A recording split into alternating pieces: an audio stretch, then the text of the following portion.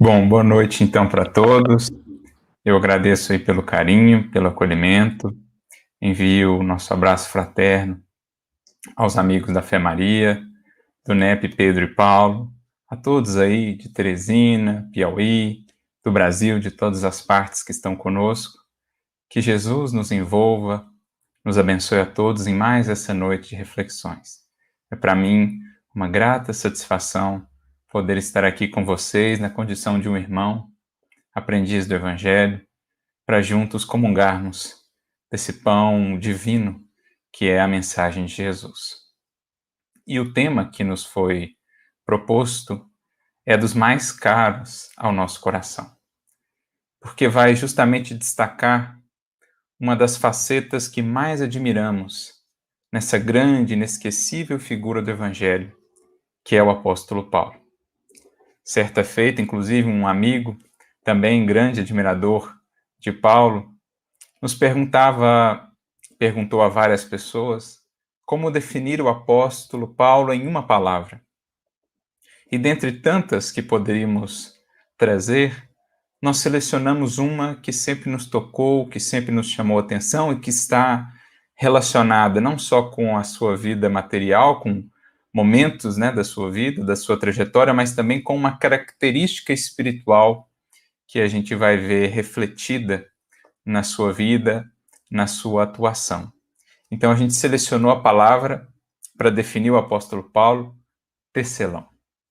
Claro que não somente fazendo referência, como mencionávamos, à profissão que ele teve depois da sua conversão, né, algo que ele aprendeu na infância com o pai, que era tecelão, e que mais tarde então retomou quando iniciou uma nova caminhada após o seu encontro com Jesus.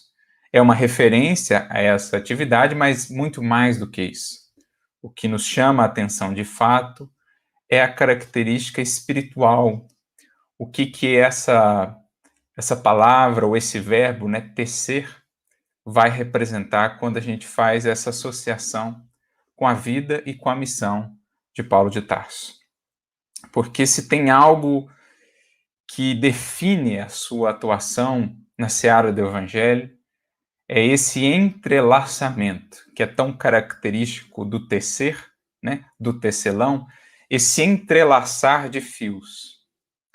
Os fios, os mais diversos, possibilidades, oportunidades, pessoas, circunstâncias, ele soube, uma vez desperto para a luz do Evangelho, pela luz do Evangelho, ele soube unir, entrelaçar de maneira muito apropriada todos os fios que a vida ia lhe ofertando, para que com isso pudesse criar a obra-prima que foi o seu legado. Essa obra-prima, uma tapeçaria divina, um mosaico muito belo que ele nos deixou, fundindo ali, reunindo ali os mais diversos fios, tonalidades, colorações, corações, enfim. Ele que soube, então, realmente pegar esses fios do destino para com eles poder tecer essa obra do Cristo, né, que chega aos nossos tempos e ainda hoje nos inspira tanto.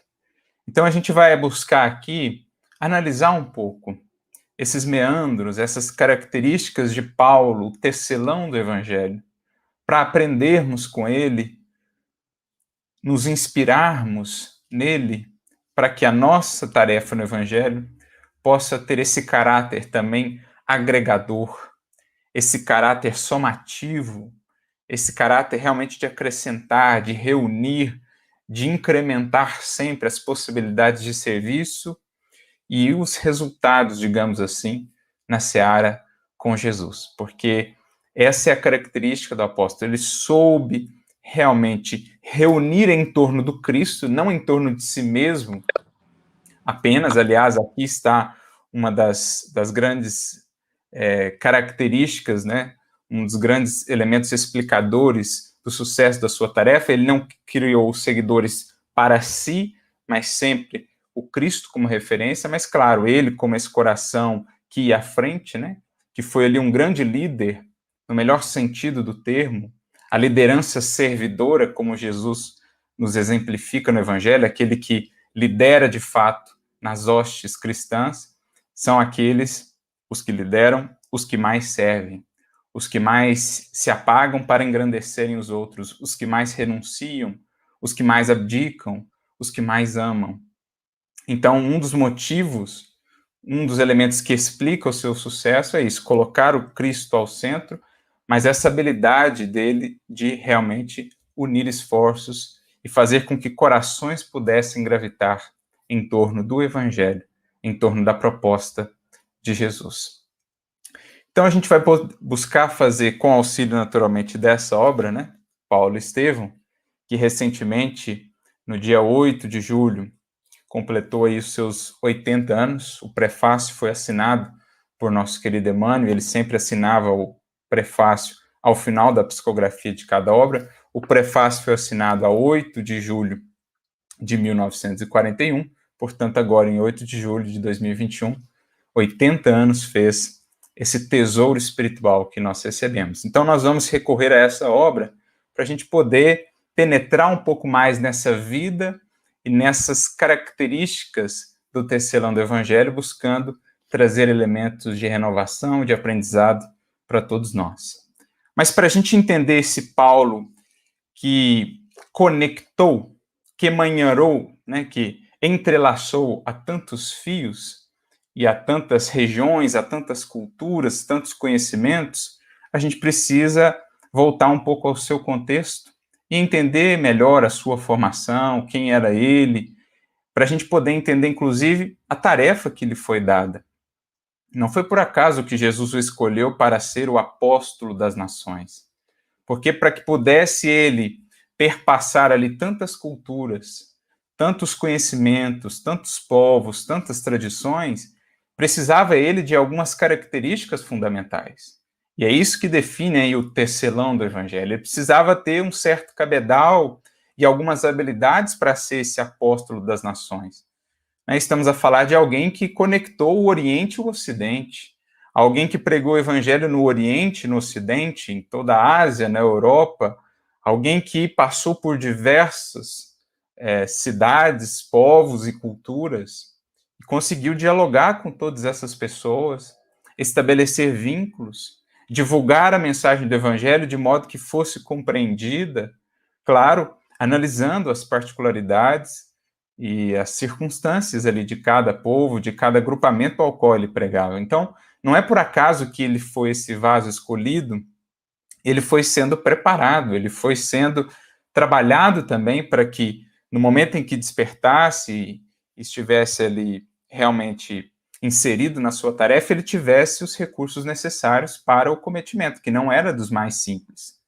Né? Se tem uma personalidade que realmente marcou especialmente o mundo ocidental, a história do mundo ocidental, é o apóstolo Paulo, porque ele foi um elemento, como a gente já disse, agregador do Oriente e do Ocidente, foi um elemento que conseguiu fundir ali três dos principais mundos ou culturas de então, com isso formando aí as bases, digamos, da civilização ocidental ainda hoje, né? A civilização ocidental que terá aí as suas bases na filosofia grega, no direito romano e na tradição espiritual judaico-cristã.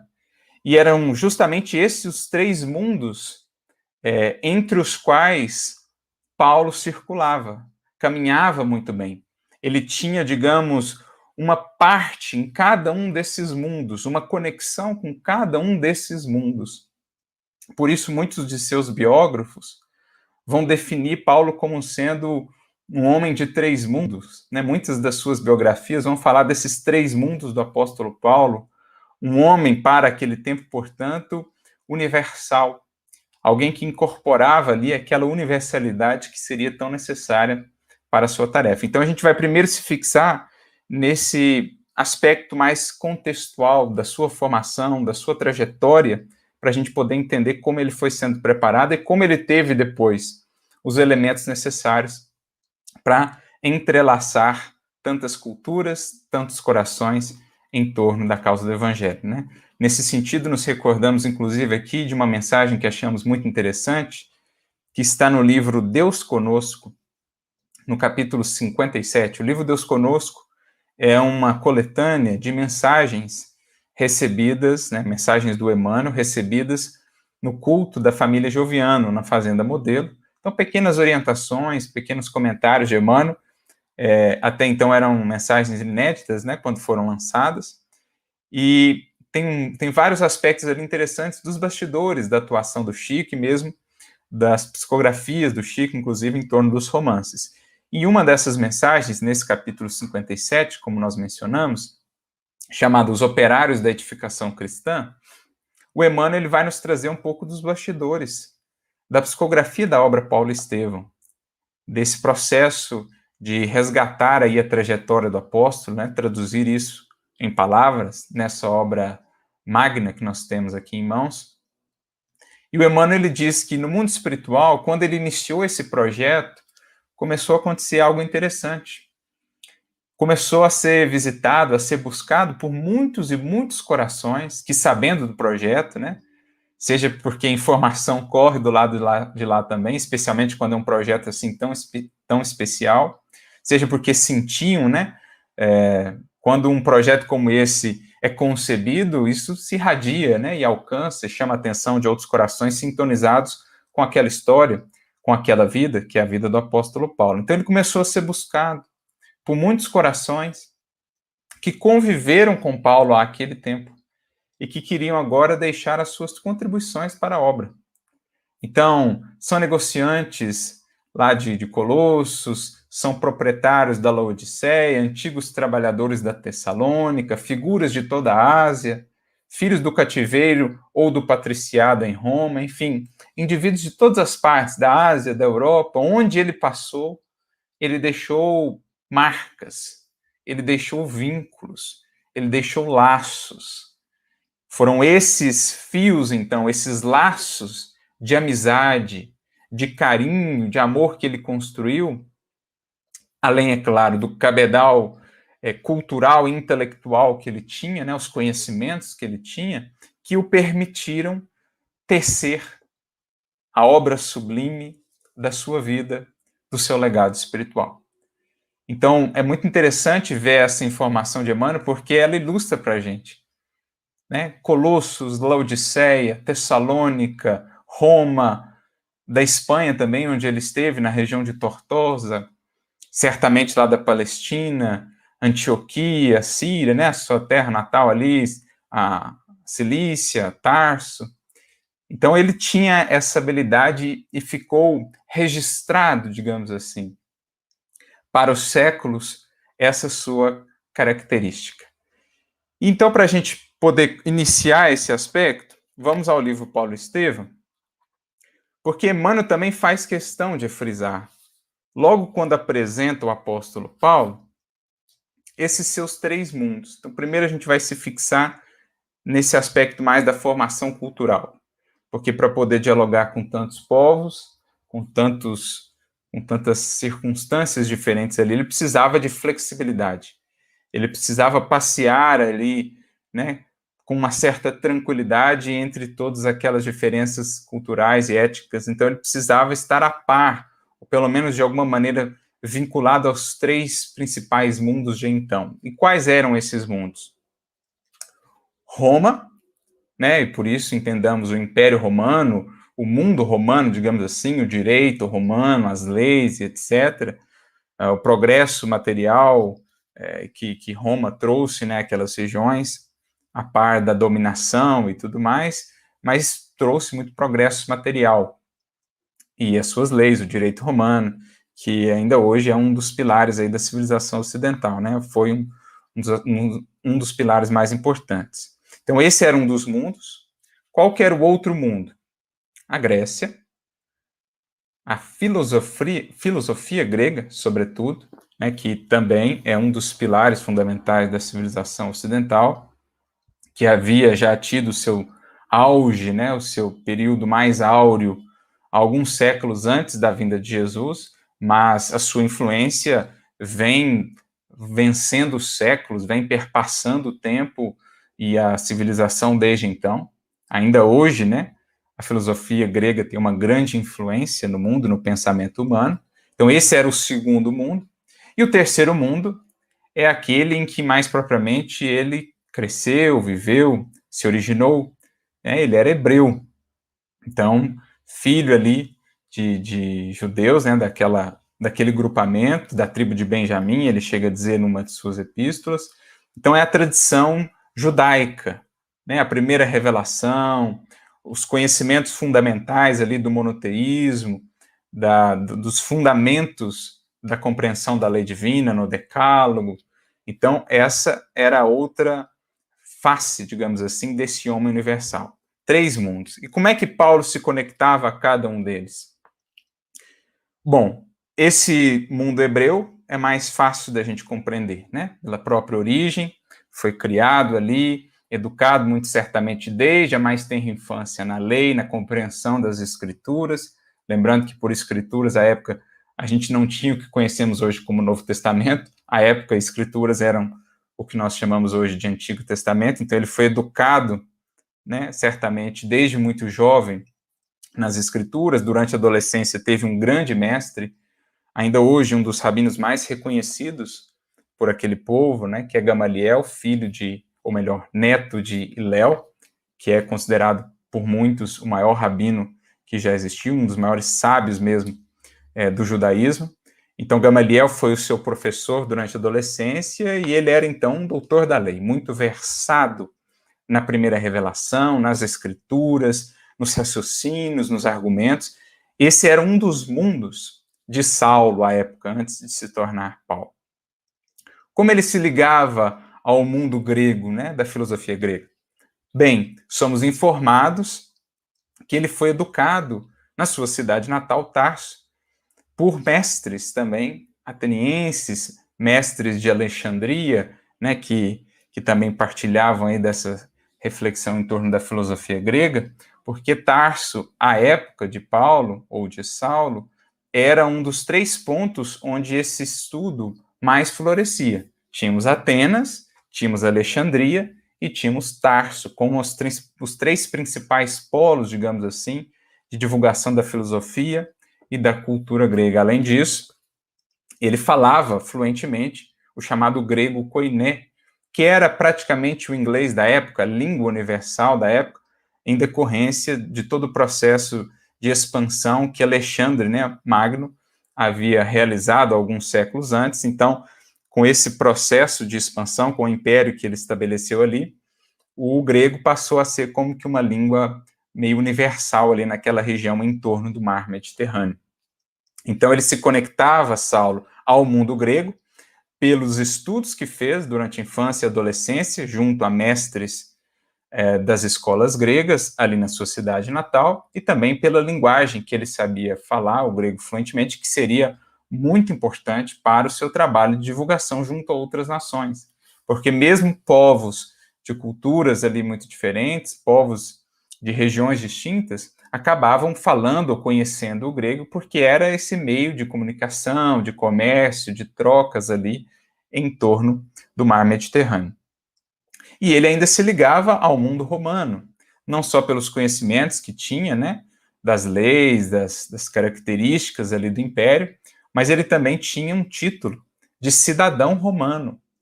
Os estudiosos vão debater como ele recebeu esse título.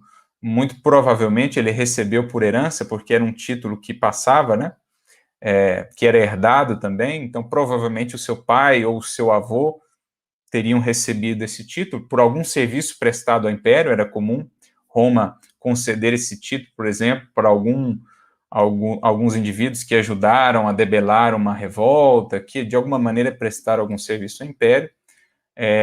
Por vezes, esses indivíduos recebiam, então, o título de cidadãos romanos, que lhes dava alguns direitos especiais, dentre eles um que foi muito importante para Paulo depois, que o auxiliou no momento difícil ali, quando ele apela a César. Como cidadão romano, ele tinha direito de fazê-lo, e ele, então, é transferido da prisão em Cesareia para Roma, e é assim que ele chega pela primeira vez em Roma. Então, a gente percebe já que quando analisamos o contexto histórico e a formação do rabino, a gente consegue entender por que ele foi chamado para esse trabalho de universalização. Porque, talvez como poucos ali, né, ele tinha, ou ele congregava essas conexões com esses 3 mundos. ele conseguia entrelaçar esses três fios, ou os fios procedentes dessas três origens, para poder, então, dialogar, fazer-se entendido, compreender as questões culturais e ajustar a mensagem de modo que ela fosse acessível aos outros corações. E é o que Emmanuel busca, então, destacar quando apresenta o apóstolo Paulo, no capítulo 4 do livro Paulo Estevão, né, da primeira parte, um parágrafo aqui nos chama a atenção. É o primeiro momento em que Paulo aparece propriamente aqui na obra, à época ainda chamado Saulo, né? E Emmanuel descreve assim, olha como Emmanuel também é certeiro, né? Olha como a gente percebe o quanto Emmanuel está por dentro realmente até dos estudos que se fazem sobre o apóstolo aqui na matéria. Porque, já mencionamos, esse aspecto dos três mundos de Paulo é mencionado, pelo menos essas características são mencionadas em muitas das suas biografias. Então, Emmanuel faz questão de frisar isso. Ele diz assim, o jovem Saulo apresentava toda a vivacidade de um homem solteiro, bordejando os seus 30 anos. Então, isso aqui é o ano de 35. Então, ele diz que no ano de 35, Saulo estava com aproximadamente 30 anos. Então, ele nasceu aproximadamente no ano 5, né, depois de Cristo. Na fisionomia cheia de virilidade e máscula beleza, os traços israelitas fixavam-se particularmente nos olhos profundos e percussientes, próprios dos temperamentos apaixonados e indomáveis, ricos de agudeza e resolução. Então, embora breve, essa descrição psicológica de Emmanuel aqui em torno de Saulo é fundamental para a gente entender as características dele, a tarefa dele, e aqui Emmanuel já traz o primeiro ponto de conexão, quando diz aqui, né, os traços israelitas, não só na aparência, mas também na condição de doutor da lei, profundo conhecedor da primeira revelação. Trajando a túnica do patriciato, olha aqui uma referência ao mundo romano. Então, a vestimenta de Paulo era ali uma túnica, né, que fazia referência ou que era uma túnica do patriciado romano, né? Falava de preferência o grego, a que se afeiçoara na cidade natal, Tarso, né, ao convívio de mestres bem-amados trabalhados pelas escolas de Atenas e Alexandria. Então, olha como Emmanuel realmente vai direto, né, e deixa as pistas aqui para a gente poder fazer essas conexões. Ele traz, num parágrafo, esses três mundos do apóstolo. Ele menciona os traços israelitas, como a fazer essa ponte com o mundo hebreu, e claro, com tudo isso que é trazido, né, nessa conexão, o conhecimento da lei que ele tinha, a sua origem e tal, trajando a túnica do patriciado, então uma referência a um elemento romano, que depois também a gente vai entender, vai associar e vai trazer essa conexão à questão da cidadania romana, dos conhecimentos em torno do império que foram úteis para ele poder se locomover, para ele poder ampliar a sua tarefa ali, e faz menção também à linguagem grega, que usava de preferência, e às escolas, né, ou aos mestres bem-amados lá de Tarso, que haviam sido formados nas escolas de Atenas e Alexandria. Então, ele coloca três elementos aqui sutis. Né, quando ele menciona a túnica do patriciado, é um elemento sutil, mas ele está querendo fazer uma ponte. Ó, ele tinha um pé lá no mundo romano, ele tinha também uma conexão com o mundo grego e uma conexão, naturalmente, com o seu mundo de origem, o mundo hebreu. Então, a gente logo percebe esse homem que congrega essas três características, o que lhe dá as possibilidades de uma ação universal. Ele já tinha, em termos, digamos, intelectuais, os recursos, os fios necessários para a sua tarefa. Só que não bastaria apenas os cabedais intelectuais, culturais, ou essa formação no mundo ou do mundo, para que ele pudesse se desincumbir da tarefa que teria mais adiante a fazer com Jesus e por Jesus. Ele tinha, sim, já todos esses fios, esses conhecimentos, essas possibilidades, mas precisava ele aprender melhor o ofício de tecer, e não apenas materialmente falando. Né? Mais tarde ele voltaria de fato a tecer. Precisava ele encontrar o tear que consegue congregar conhecimentos, possibilidades, recursos, oratória, inteligência, etc. Congregar isso numa obra coesa. Congregar isso para congregar corações, para vincular corações a Jesus. Porque essa é a tarefa do apóstolo. Essa é a tarefa do discípulo fiel, como diz Emmanuel, imantar corações em Jesus Cristo. É uma bonita mensagem que Emmanuel comenta sobre Barnabé. E ele fala que essa é a característica do apóstolo, ele tem essa habilidade de imantar corações a Jesus Cristo. Então ele precisava ainda aprender agora, ou conjugar as suas habilidades técnicas, digamos assim, ou intelectuais, habilidades do coração, que antes ainda lhe faltavam. Ele tinha já, como Emmanuel disse aqui, né, agudeza, resolução, um temperamento apaixonado, indomável. Então ele tinha muita força, muita disciplina, muita resolução. Mas o seu coração ainda faltava ali no seu coração alguns elementos essenciais para que ele pudesse bem desempenhar a tarefa que lhe caberia. Então, em termos de formação no mundo, em termos de currículo do mundo, ele já estava muito bem qualificado para a tarefa. Foi pensada a sua encarnação para isso, né? Foi projetado esse nascimento dele naquela região ali da Cilícia, em Tarso, onde existiam essas possibilidades dele poder estar ao mesmo tempo ligado ao mundo hebreu, né, os judeus da diáspora, os que viviam fora da Palestina, mas ao mesmo tempo conectado ao mundo grego, pela escola da filosofia grega que existia por lá, pela linguagem que era utilizada, mas também, né, uma família que lhe proporcionou esse título de cidadania romana e também inserido dentro do Império Romano.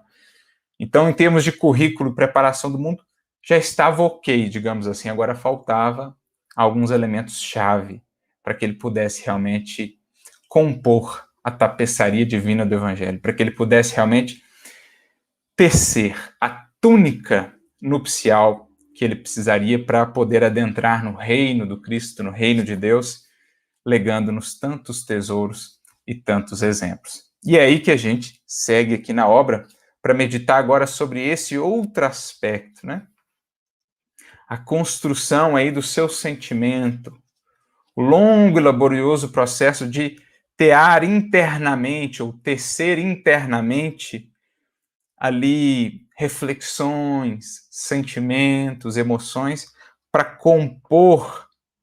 compor-se internamente no serviço com Jesus, habilitando-se então a congregar depois, pelo próprio exemplo, pela própria força que irradiaria dele, congregar tantos corações, porque um coração só consegue unir assim tantos outros corações quando internamente ele está coeso, ele está integrado. Se a gente está dividido internamente, se não estamos ali integrados, harmonizados internamente, dificilmente conseguiremos harmonizar, integrar outros corações numa tarefa, mobilizar corações para trabalhar em conjunto, se o conjunto dos nossos sentimentos, dos nossos pensamentos internamente não refletirem um todo coeso e harmonioso. Por isso, o primeiro papel é harmonizar-se internamente para depois harmonizar as diferenças fora de nós, as diferenças entre os indivíduos, para compor o corpo de trabalho com Jesus, a equipe, o trabalho em equipe com Cristo.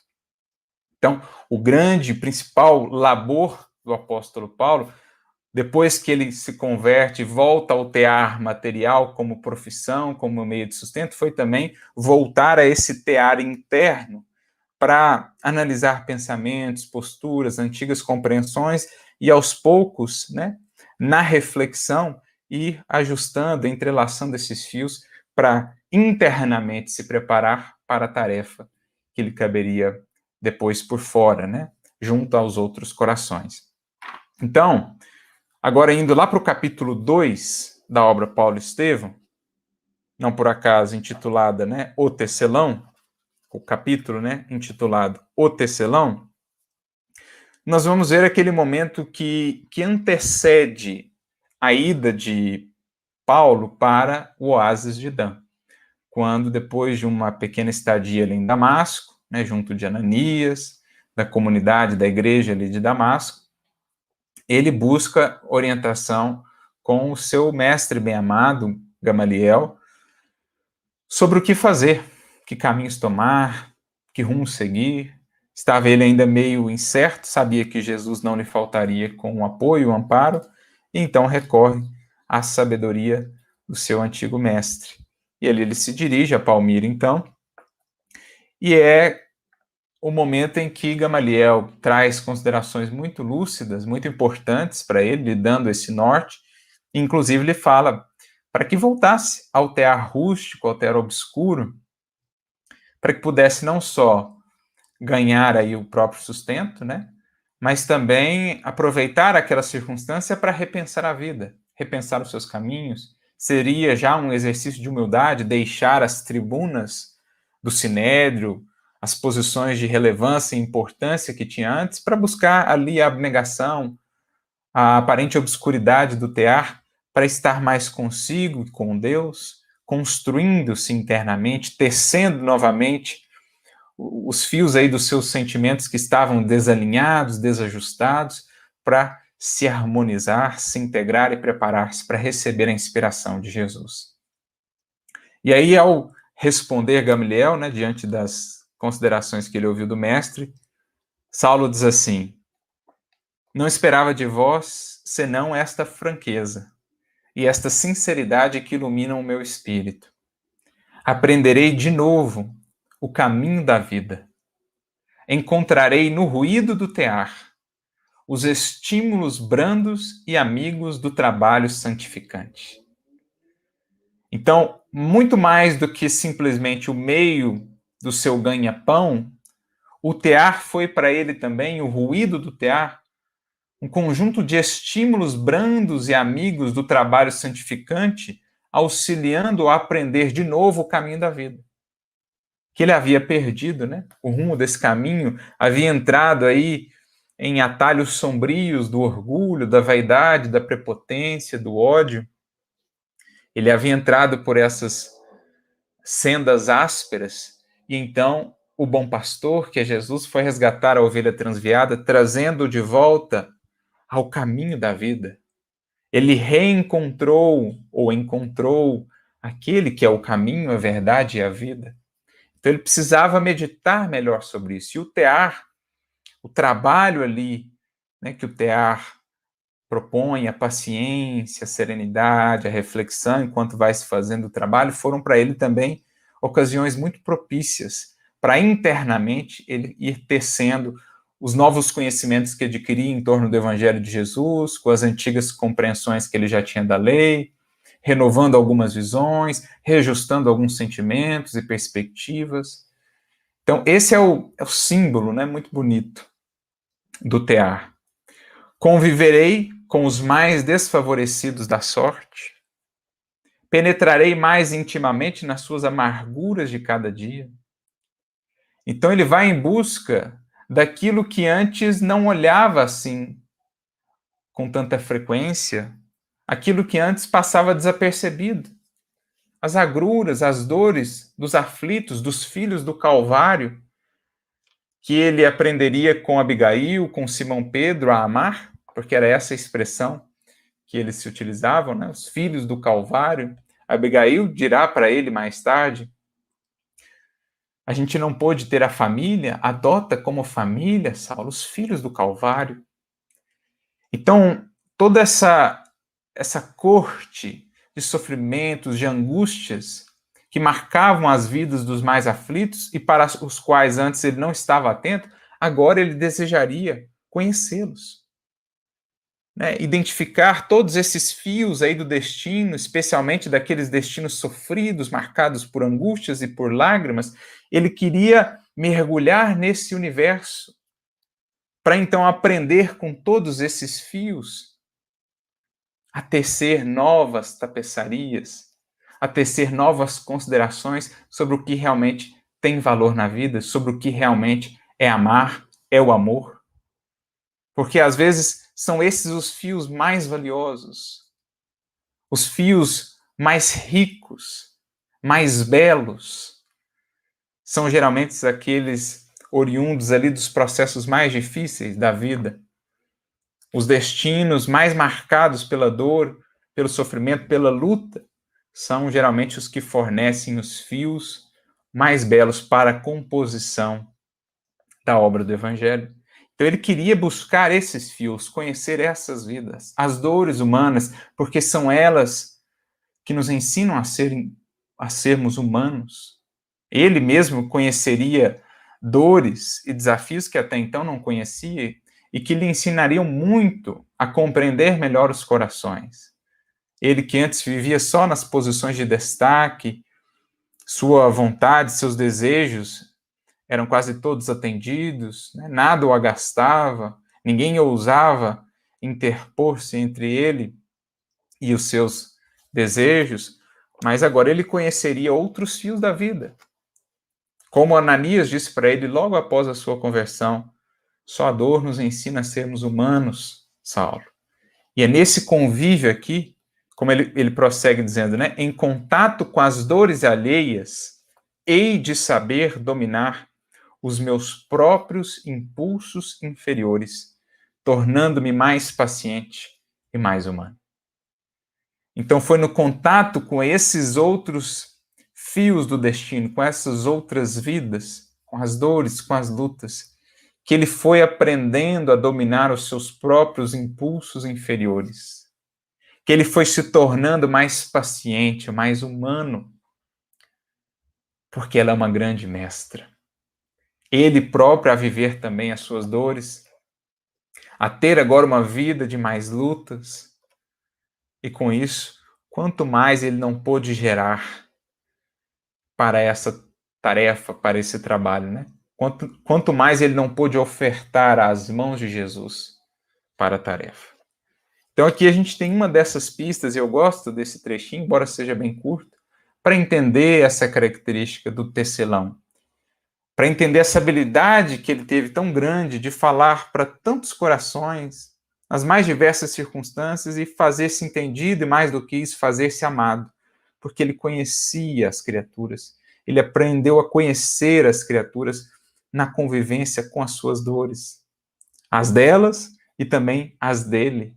Foi aí que ele foi se tornando mais humano, e só conhecendo o coração humano é que se pode, com proveito, educá-lo, instruí-lo, transformá-lo. É que pode-se, com proveito, né, conhecer melhor a nós mesmos também. Na medida em que vamos conhecendo os outros, vamos conhecendo melhor a nós, e vice-versa. Na medida em que vamos conhecendo melhor a nós mesmos também, nas lutas, na reflexão, nesse tecer interno, a gente vai conhecendo melhor também os outros. Então foi esse o caminho aqui, digamos, em que ele entrou para se preparar, para ajuntar ao cabedal intelectual, ao currículo do mundo, entre aspas, as qualidades agora do coração que lhe seriam tão imprescindíveis para a tarefa, né? Porque, como diz Emmanuel, isso está no livro Vinha de Luz, no capítulo 5, é um parágrafo muito bonito. Emmanuel diz assim: a nobreza de caráter, a confiança, a benevolência, a fé, a ciência, a penetração, os dons e as possibilidades são fios preciosos, mas o amor é o tear divino que os entrelaçará, tecendo a túnica da perfeição espiritual. Então, olha que bonito. Nobreza de caráter, né? Ele tinha firmeza, tenacidade, nobreza de caráter, embora os equívocos, ele era fiel, ele era disciplinado, ele tinha essa nobreza. A confiança, a benevolência, a fé, a ciência, a penetração, né? A argúcia, ele tinha essas possibilidades todas, eram os fios que ele tinha já a ofertar. Os conhecimentos, né? O cabedal intelectual, mas faltava ainda a aquisição de amor, depuração do amor, porque o amor, diz aqui Emmanuel, é o tear divino. Se o resto, todo o resto são os fios, o amor é a única força capaz de congregar esses fios, entrelaçar esses fios de maneira harmoniosa para que o resultado seja uma obra de arte. Assim também, se isso vale dentro de nós, né? Assim também para a nossa atuação fora.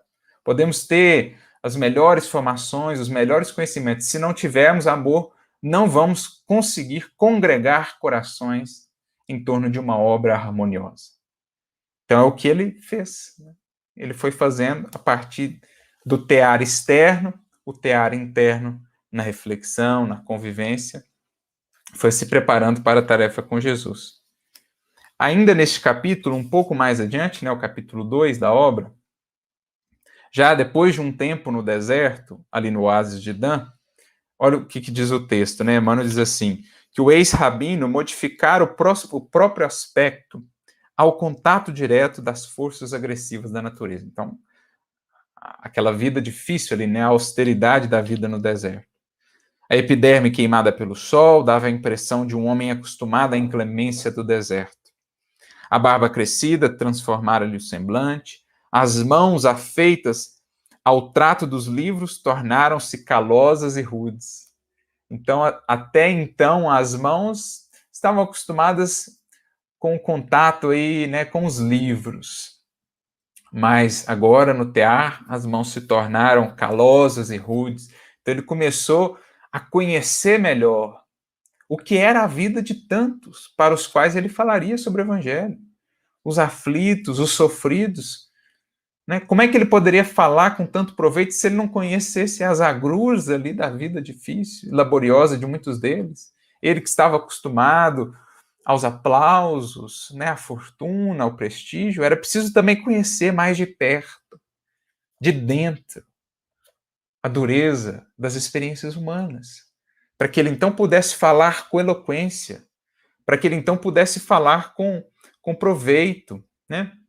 O próprio Emmanuel vai dizer, no livro Seara dos Médiuns, quando ele fala do exemplo, né, do apóstolo Paulo, a mensagem inclusive se chama Médium Inesquecível, capítulo 32, ele diz assim que Paulo e o seu tear, que o ajudou aí a se sustentar, ficou sendo esse símbolo, né, daquele que é ao mesmo tempo a lição, mas o exemplo. Aquele que trabalhava ali na rudeza. No capítulo 17 do livro Roteiro, Emmanuel também traz algo mais ou menos nos mesmos termos, quando ele fala do evangelho e do trabalho. Ele diz que Paulo de Tarso, com o seu duro labor no tear, passou a ser para nós, né, para o cristianismo, esse símbolo daquele que congrega a claridade do ensino com a glória do exemplo, aquele que educa e que realiza. Então, isso foi o que representou essa parceria, Paulo e o seu tear. Era a vivência ali das dificuldades, o exemplo, a exemplificação, que depois se traduzia em eloquência no ensino, que vibrava a sinceridade, que vibrava algo real porque vivido. Então é isso que Emmanuel vai destacar para nós, né? E é o que ele está falando aqui. Entretanto, a solidão, as disciplinas austeras, o tear laborioso lhe haviam enriquecido a alma de luz e serenidade. Tanto o trabalho material, que dignifica, que traz, né, a paz de consciência, que traz a serenidade, o equilíbrio interior, mas que proporcionou para ele esse tear interno, esse tecer interno das reflexões, do meditar sobre a vida, do conhecer-se. Porque antes ele vivia muito para fora, interessado que estava nos reconhecimentos de fora. Queria ampliar os seguidores da lei, mas ainda não estava tão atento ao seu renovar-se internamente. Queria dobrar os joelhos de gregos e romanos à lei de Moisés, mas ele próprio ainda não havia se dobrado aos desígnios divinos, ainda estava orgulhoso, pedante. Então ele inicia esse processo de conhecer-se, para que depois, conhecendo melhor também aos outros, a natureza humana pudesse ter essa capacidade que teve de congregar os corações. Então, o tear laborioso lhe havia enriquecido a alma de luz e serenidade. Os olhos, calmos e profundos, atestavam os novos valores do espírito. Entendera, finalmente, aquela paz desconhecida que Jesus desejara aos discípulos. Sabia agora interpretar a dedicação de Pedro, a tranquilidade de Estevão, né, no instante da morte, o fervor de Abigail, as virtudes morais dos frequentadores do caminho. Então, nesse processo de tecer internamente o tear que ele estabeleceu dentro de si, do autoconhecimento, da reflexão, do unir os fios do evangelho, das outras vidas sobre as quais ele foi meditando, né? Foi se recordando de Pedro, de Abigail, de Estevão, de Áquila e Prisca, que ali o acompanhavam, tudo isso foi sendo para ele esse processo de autoconhecimento, de conexão interior, de integração íntima, que mais tarde seriam tão fundamentais para o seu papel tão agregador e integrador como foi, né, o seu papel de universalizar, de ajuntar, de universalizar a mensagem, de ajuntar corações. E agora, para a gente entender ainda mais um ponto, mais uma passagem que a gente destacou aqui, para ilustrar as características desse tecelão do Evangelho, né? Vamos ao capítulo 4, quando, em determinado momento, faz-se referência ali à sua estadia na igreja de Antioquia, que foi onde propriamente ele começou o trabalho, né? A atividade, depois de 3 anos do deserto, 3 anos ali nas proximidades da sua terra natal, lá em Tarso, ele é chamado por Barnabé para o trabalho na igreja de Antioquia. E assim ele o faz, aceita o convite. Quando chega lá e é convidado na oratória, não estava conseguindo entrelaçar ali os raciocínios. Ele, que era famoso, reconhecido, né, pela sua oratória, pela sua eloquência, estava passando por um período assim de dificuldades em resgatar, né, aquela antiga eloquência. E ele entende isso, entende como uma lição de humildade, entendia que era por um tempo, que mais tarde Jesus lhe traria novamente as possibilidades, né?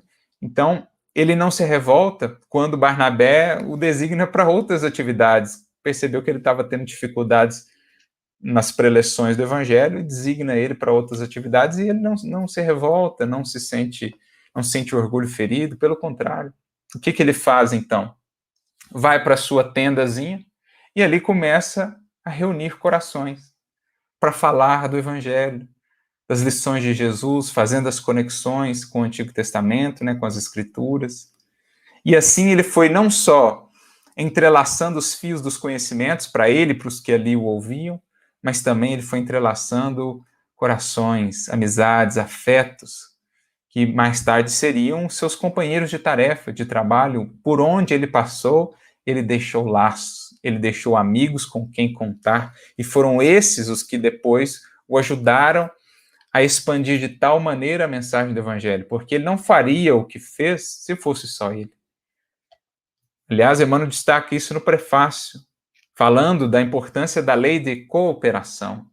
Sem Estevão não teríamos Paulo, mas sem Lucas, sem Tito, sem Timóteo, sem Áquila e Prisca e outros tantos, também não teríamos toda a grandeza de Paulo. Ele foi o que foi, é o que é, pela quantidade de corações que ele conseguiu congregar em torno da tarefa. Então, essa cena, esse momento da sua vida é muito simbólico nesse sentido, né? A postura de humildade dele em não se agastar por ter sido afastado da pregação, mas iniciar ali um trabalho de conexão dos corações, porque ele meio que sentia que isso é que mais tarde, então, o habilitaria de volta à divulgação, né, à ampliação. Por isso, Emmanuel diz assim, nesse intuito, retinha irmãos humildes na sua tenda de trabalho, e enquanto as mãos teciam com segurança, entabulava conversas sobre a missão do Cristo. Então, as mãos tecendo com segurança, mas também o verbo, o coração, tecendo as reflexões sobre o Evangelho. Tecendo ali fios de amizade, de carinho, de comprometimento, de apoio mútuo, que seriam um substrato, que seriam a matéria-prima da sua tarefa. Então, à noite, promovia palestras na igreja com a cooperação de todos os presentes. Enquanto não se organizava a direção superior para o trabalho das assembleias, sentava-se com os operários e soldados que compareciam em grande número. Interessava a atenção das lavadeiras, das jovens, doentes, das mais humildes. Lia às vezes trechos da lei e do evangelho e estabelecia comparações, né? Os entrelaçamentos, provocava pareceres novos. Dentro daquelas atividades constantes, a lição do mestre parecia sempre tocada de luzes progressivas. Então, na medida em que cresciam as reflexões, crescia a luz ali, dentro dele, ao redor dele, luzes progressivas, na medida em que ele se conhecia, na medida em que ele servia, ilustrava, instruía, ele foi estabelecendo esses fios de luz que fariam a grandeza da sua tarefa, né, e da sua missão. Mais adiante o Emmanuel chega a dizer, né, tinha enorme satisfação sempre que via a tenda pobre, repleta de irmãos que o procuravam, tomados de simpatia. Ali conheceu Trófimo, que lhe seria companheiro fiel em muitos trânsitos difíceis. Ali abraçou Tito pela primeira vez, quando esse abnegado colaborador mal saía da infância. Foi ali que também ele conheceu Lucas, que seria um de seus grandes amigos, né, que estaria com ele ali até o final da tarefa. Então, olha que interessante. Foi ali que ele começou a estabelecer essa característica do tecelão, a capacidade de fazer amizades, de conquistar corações, de inspirar, de contagiar corações. Por quê? Porque depois de muito trabalho interno, tecendo intimamente essa obra com os fios do Evangelho, é que ele pôde irradiar esse exemplo, né, que contagiava, que conquistava. É que ele pôde, então, aprender a amar, a ser amigo e, com isso, agregar mais corações para a tarefa. É o que Emmanuel diz um pouco mais adiante, quando ele fala da despedida de Lucas, né? Ele diz assim, que Paulo, da porta de sua tenda rústica, contemplou o vulto de Lucas até que desaparecesse ao longe, voltando ao tear de olhos úmidos. Gratamente emocionado, reconhecia que no trato do Evangelho, aprender a ser amigo fiel e dedicado. Aqui está a chave da tarefa desse tecelão do Evangelho. Ele já tinha os fios, o cabedal intelectual, a formação para tanto, para ser esse homem universal, esse universalizador da mensagem cristã. Mas faltava esse aspecto do coração. Se ele já tinha os fios, faltava o tear, como diz Emmanuel naquele trechinho que nós lemos, que é o amor, capaz de congregar tudo isso num todo que seja coeso, que seja belo, que esteja ali bem harmonizado. Então, no trato do Evangelho, ele aprendeu a ser amigo, fiel e dedicado. Essa é a chave, é o segredo do tecelão do Evangelho. Aprendeu a ser amigo, aprendeu a conhecer os corações, as suas dores, as suas angústias e a respondê-los, a dar-lhes aquilo de que precisavam, conquistando assim amigos. Atendendo ao imperativo de Jesus, granjeai amigos, porque essa é a riqueza mais valiosa na criação. São os laços sagrados de afeto e amizade com quem ou com os quais podemos contar. E aí Emmanuel prossegue. Cotejava os sentimentos de agora com as concepções mais antigas e verificava profundas diferenças. Outrora, suas relações se prendiam a conveniências sociais, então pura superficialidade. Não eram relações, não eram laços de fato. Tanto é que quando ele muda, se converte, muitos amigos o abandonaram. Então, os afeiçoados vinham e seguiam sem deixar grandes sinais em sua alma vibrante. Então, não ficavam os laços, não ficava gravado no coração aqueles relacionamentos, né? Agora, o coração renovara-se em Jesus Cristo. O trabalho interno, o tear íntimo, tornara-se mais sensível em contato com o divino. Tornar-se mais sensível em contato com o divino. as dedicações sinceras esculpiam-se nele para sempre. E assim como elas esculpiam-se nele para sempre, é que ele conseguia esculpir-se, marcar-se, gravar-se nos corações com os quais convivia para sempre, fazendo deles amigos para a eternidade. Então temos aqui o segredo, a chave da tarefa e da atuação do apóstolo Paulo.